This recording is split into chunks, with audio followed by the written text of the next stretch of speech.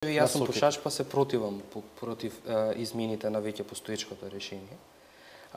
Тоа што за почеток би го коментирал како реакција на изјавата на премиерот Заев се два моменти, бидејќи повеќето од работите понатаму ќе ги покриеме.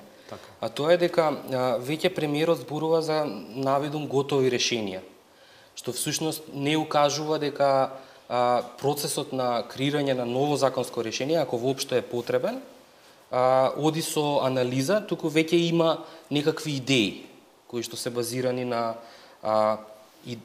некакви преференции. Тој се обидува да релативизира, вели стручни луѓе работат, како што вели и докторката на крајот и вели дека сето тоа ќе оди на опсежна јавна дебата и така натаму, но факт е дека на почетокот тргнува со прилично конкретно решение. Да, па баш затоа, значи се спомнуваат лиценци, се спомнуваат угостителски објекти што служат храна наспроти оние што не служат храна и така натаму и така натаму. И вториот момент кој што би сакал да го истакнам е оној момент во политичката реторика во Македонија е тоа дека кога сакате да представите некој решение како добро, го нарекувате дека е по европски терк.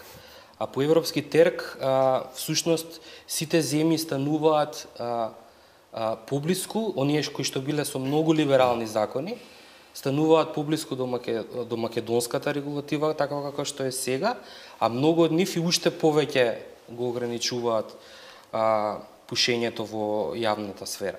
Така што тој момент европски терк не постои, а најмногу што е важно е да се каже дека всушност ние ги креираме решенијата за благосостојбата на граѓаните во Република Македонија, не поради некои меѓународни стандарди.